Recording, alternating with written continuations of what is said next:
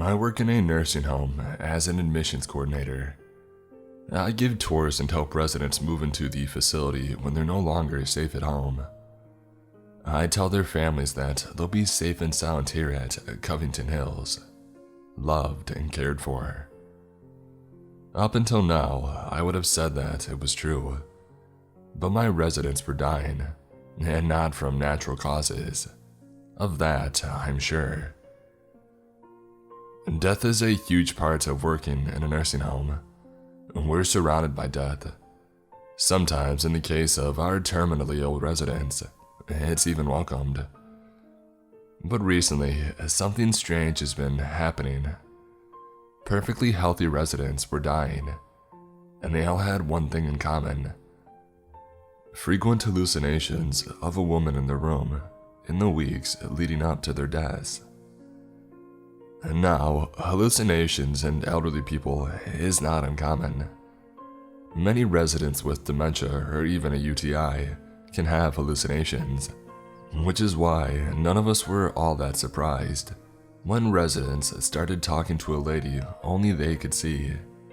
Just a natural progression of their dementia, the nurses would say, and we would all give the same sad nod. Dementia is a hell of an illness.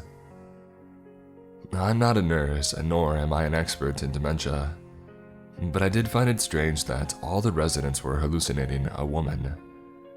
Usually hallucinations will vary.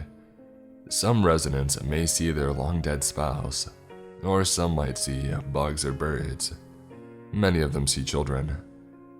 But in the past 2 months, we had 3 residents with hallucinations, and they each saw a woman, and only a woman. Another strange thing that I noticed was that only one resident at a time had hallucinations. It's not unheard of, but the pattern the hallucinations followed was the exact same, and that, coupled with the fact that the residents all seemed to see the same thing, it struck me as odd. The hallucinations all started off pleasant enough, with the affected resident happily chatting to the unseen woman, but they soon turned frightening. The cries of, "Get her out of my room, get her out," would echo throughout the hallways, and within days, they would pass away. There was chatter in the hallways and the staff break room about how strange it was. But still, dementia can progress quickly, and though they seemed healthy, the residents in question were all in their 90s and their bodies just gave out. At least that's what we all told ourselves. After all, this was a nursing home. Death worked here just as much as any of us. It wasn't until last week that I really began to question if something else was going on. We say that we don't pick favorites here, but everyone has at least one resident that they just click with. For me, I clicked with a man named John who was 91, and sharp as a tack with a grumpy yet endearing personality. He moved in 3 months ago when it was clear that his daughter could no longer care for him at home.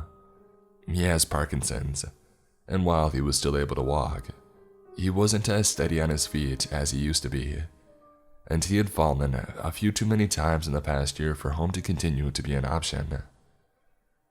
The minute that I was done touring him and his daughter through the facility, I knew that he would be a favorite of mine. He had stood in the middle of our activities room and let out a deep puff of breath before turning to me and saying, "Well, this place doesn't look like a complete hellhole, which is more than I can say about some of the places my daughters dragged me to. And if the other girls here are half as pretty as you, I guess I'll be okay. Sign me up, doll, quick before I change my mind." What can I say? I am a sucker for a charmer. John moved in the next week and I helped his daughter set up the room. He was lucky enough to be able to afford a private room, and by the time that we were done with it, it looked quite cozy. "Listen, doll," he said when we were all done. "I'm not going to call you by any other name than that, because frankly, I can't be arsed to remember your real one. Is that gonna be a problem for you?" His daughter looked absolutely mortified, but I just laughed. "No, sir, not a problem at all." And from that day on, I was doll, while everyone else, regardless of their job title, was nurse. Despite his dislike for remembering names, John's memory was excellent. He could tell you what he ate for breakfast last Wednesday without skipping a beat. He was as with it as any of us working at Covington Hills. So when he started complaining about a woman coming into his room, I figured that another resident must have accidentally wandered in. It happens sometimes because the nursing home has a mix between residents with dementia and residents without, like John. I often had to do damage control after a wandering incident. "Hey John, how you feeling today?" "Like hell, doll. Like hell. Couldn't sleep a wink last night with that lady coming in here." "Was it another resident?" Sometimes people get confused, especially at night, and they go into other people's rooms. They don't mean to intrude. "Nah, she was younger than any of us old fogies living here. She said that it was time for my medication, but I know damn well I don't take any medication at 3 in the goddamn morning." I told him that I would look into it for him, and asked the nurses to change the time of whatever medication they had been trying to give him. But when I asked Sandy, the nursing manager, about it, she had no idea what I was talking about. John wasn't scheduled for any medications during the night, so no one should have woken him up to take something. She assured me that she would address it with the night staff to make sure that it didn't happen again. I went back to John's room to let him know that we had figured it all out, and that no one should bother him that night. When I came into work the next morning, I saw that I had a voicemail on my office phone. I absentmindedly punched in my code and put the phone on speaker while I booted up my computer. "Hey doll, it's your favorite old pain in the you-know-what here, to let you know that I'm not happy with you. I thought you said no one would wake me up last night. That damn nurse was in here again trying to give me medication. I told her where she could put it, and she left after that, but it ruined my sleep again. Okay, they're here with my real medicine now. Yeah, 1 minute, I gotta hang this dang thing up you." I sighed and sucked in a deep breath to calm the frustration building up inside me. I knew that the nurses were overwhelmed, but to make a medical error 2 nights in a row was unacceptable. Luckily, John knew when his medication was due, but most of the other residents would just take whatever the nurse gave them, thinking that it was correct.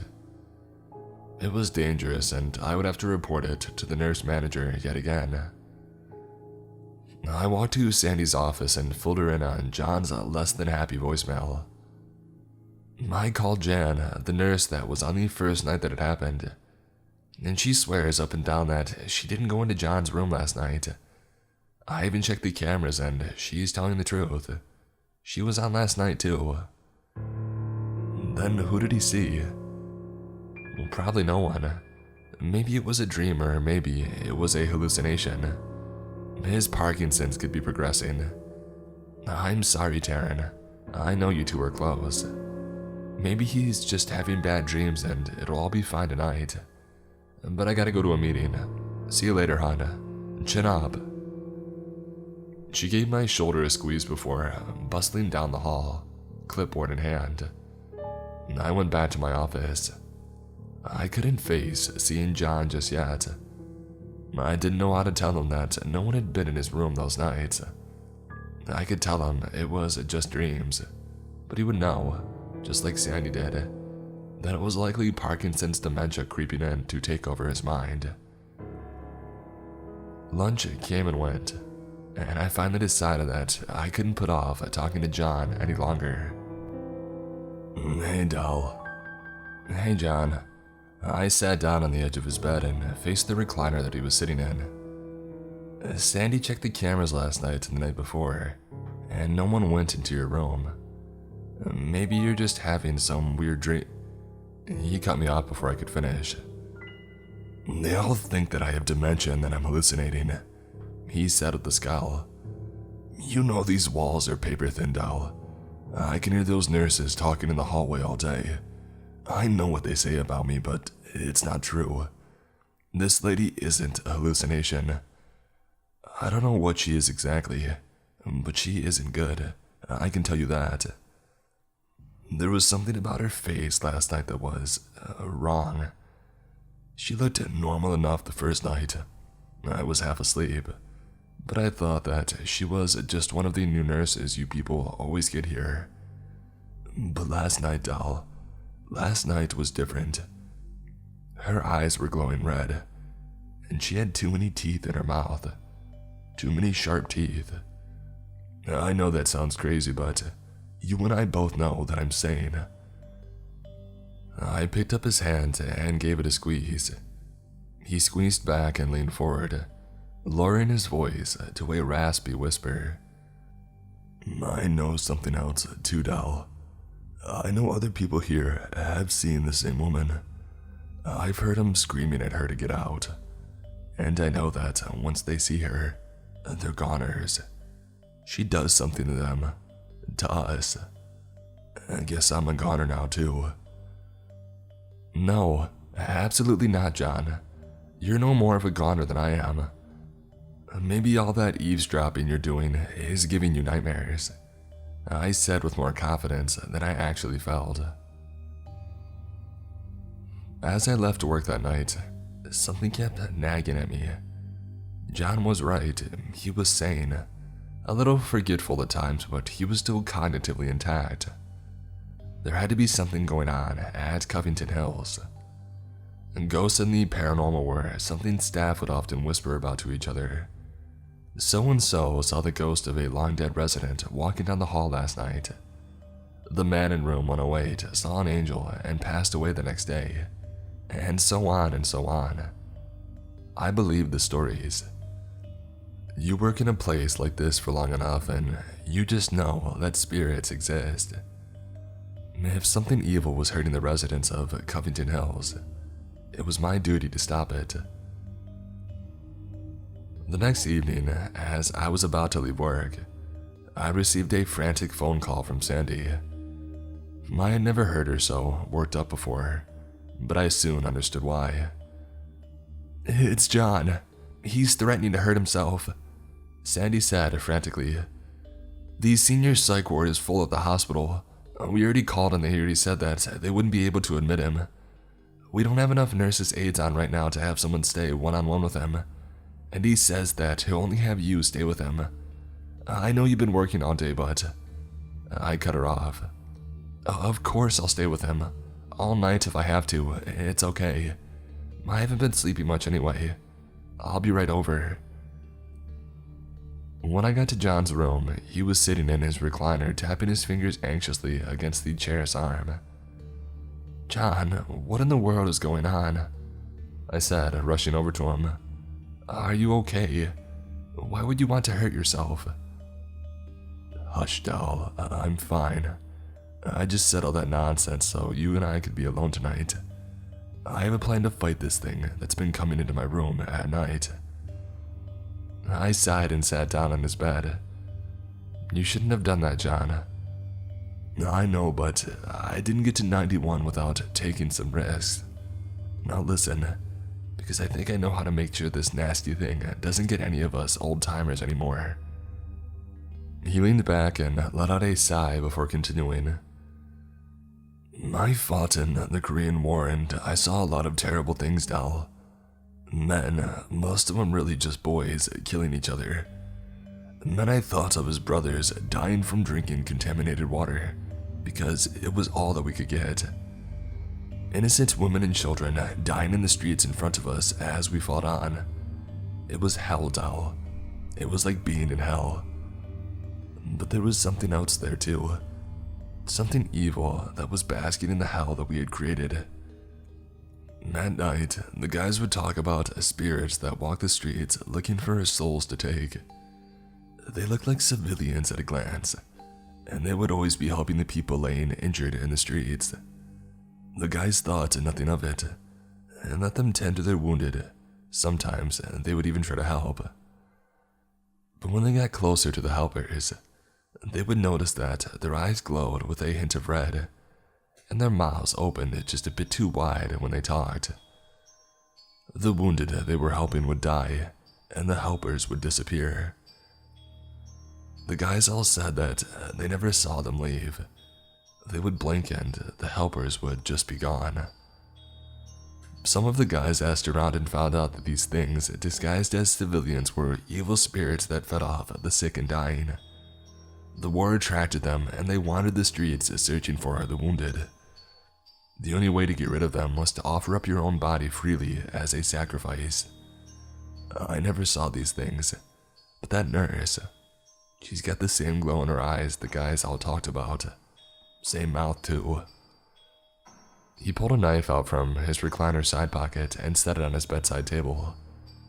Stole this from lunch. It should do. Okay, so I'll be the one doing the blood sacrifice, obviously. I don't need to give a lot of blood, do I? I asked with less confidence in my voice than I had hoped for. He started to protest, but I held up my hand. You're 91 and I'm 31. I think I've got the best chance of healing up, okay? And besides, I'm supposed to make sure that you don't hurt yourself, remember? He relented, and we settled in for the night with some game shows and crime dramas, after I assured the nursing staff that we were okay, and had let them know if we needed any help. At some point, I fell asleep, only to be woken up by the sound of John swearing. I rubbed my eyes and tried to focus on the scene in front of me. John was in his recliner, frantically reaching for the knife on the bedside table, as a woman dressed in white scrubs stood over him, hands around his neck. "Stop!" I shrieked as I leapt from the bed and collided with the woman, knocking her away from John. She turned to face me, her eyes glowing a deep red that made my hair stand on end. "Leave him alone," I said as I reached behind me for the knife. The woman let out a shrill laugh, bearing rows and rows of sharp teeth. She raised an arm over her head, before bringing it down in a swinging arc. She pointed at me, and the bedside table suddenly tipped over, crashing down onto my thighs. Although it was a small, lightweight table, it somehow pinned me to the floor. I struggled to lift it, but it wouldn't move. "She did something to it, John. I can't move." I decided that I would just have to make the blood sacrifice from the floor. The woman looked exactly like the things John had described from the war, and as much as I had hoped that it wouldn't come to shedding blood, it was the only thing that we had to go off of. I looked around and saw the knife lying on John's feet, just out of my reach. "John, I need the knife." The woman raised her arm again and pointed at me before clenching her fist. I felt my throat tighten. I tried to yell, but no sound came out. I was trapped and I couldn't even scream for help. "Don't worry, doll. I'll do it." I tried to scream at John to stop as he bent over to pick up the knife. I frantically pushed at the table, but it was useless. I watched as the woman took a step toward John, her mouth stretched into a terrible smile. He didn't flinch as she approached. He stood up from his chair and looked straight into her glowing eyes. "I'll give you what you want. Blood. Give it on my own accord. But then you will leave us alone. You won't take any more souls here." The woman nodded and licked her lips. It was sickening, but I couldn't do anything to stop what was about to happen. John held his left arm out straight in front of him and brought the knife down on his flesh with a quick slice. As soon as the blood poured from the wound, the woman leapt at him. Her mouth latched onto his arm, and she loudly began to drink the blood. I forced myself not to retch. I watched helpless as John winced in pain, the color beginning to drain from his face. After what seemed like a lifetime, The woman stopped. She straightened up and turned toward me, blood dripping from her mouth as she smiled at me once more. I blinked and she was gone. I pushed the table off my legs with ease and rushed over to John, who had fallen to the floor. "We did it, doll," he said before passing out. John was rushed to the hospital, where he made a full recovery. The official story was that I had passed out from not eating. I had, after all, skipped dinner to stay with John. John had attempted to rush to my side but had knocked over the bedside table in the process. He tripped over the fallen table and cut himself on the knife when he had landed. He insisted that he never wanted to hurt himself and didn't know why he had said it. The hospital chalked it up to altered mental status from severe dehydration and cleared him to return to Covington Hills. To be safe, the staff now cut his food for him and removed any knives from the room after they dropped off his meals. So far, the staff haven't reported any residents with hallucinations. For now, I think we're back to being safe and sound.